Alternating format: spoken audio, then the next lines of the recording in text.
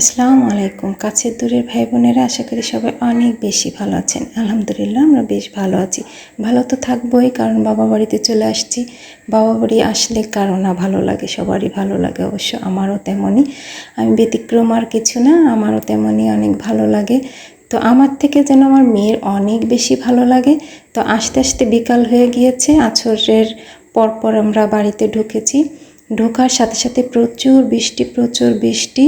তো এই যে ঘরের সামনে আম পড়ছে, ওটাই আমার মেয়ে কুড়াচ্ছিল। বাসার থেকে বলে আসছে যে আমি নানু বাড়ি যাব, নানু বাড়ি যেয়ে তারপর আমি আম কুড়াবো। তো এই যে আম কুড়াচ্ছে, কিন্তু ও বুঝে না এখন ও কোন পাশে ধরতে হবে, এমনভাবে ধরতেছে যেন কি ময়লা জিনিস। দেখেন কি অবস্থা আমার মেয়ের। তো আম কুড়া সে ক্লান্ত হয়ে গিয়েছে, এখন ওখানে যে বসছে, ওই যে বসে পড়ছে।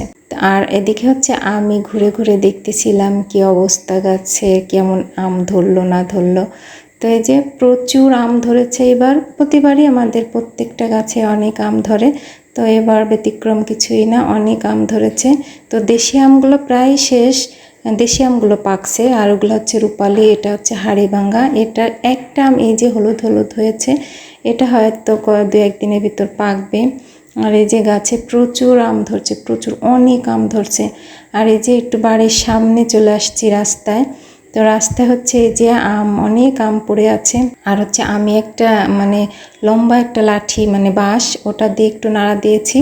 আর এই যে আম পড়েছে, ওগুলাই কুড়াচ্ছিলাম মা মেয়ে। আমার মাও আসছে, মা এসে বলতেছে এই না খেয়ে দে, এগুলা কি শুরু করছিস তোরা, যা খেয়ে নে। আমার মেয়েকে বলতেছে যাও নানু ভাই তুমি খেয়ে নাও। তো সে আম কুড়াবে, তো তাকে আমি নিয়ে আসছি যে তুমি না বাসার থেকে বলছো আম কুড়াবা, তো আম কুড়ানোর জন্য মেয়েকে নিয়ে আসছি। তো সে আম কুড়াচ্ছে। আর এই যে আমাদের গেট ভেঙে গিয়েছে, কিছুদিন আগে ঝড় হয়েছিল নাকি, তখন এই যে ভেঙে গিয়েছে। তো তা আর ঠিক করা হয়নি, আব্বু ঠিক করেনি। বললাম যে ঠিক করেন না কেন, তাহলে কি করবো আস্তে আস্তে। আর ওই যে এক দাদা আসছে আম নেওয়ার জন্য। আর এই যে আমার ভাস্তি, আমার ভাইয়ের ছোট মেয়ে। এই যে আমাদের মেয়ে, 3 ভাই বোনের একদম ছোট মেয়ে, অনেক আদরের।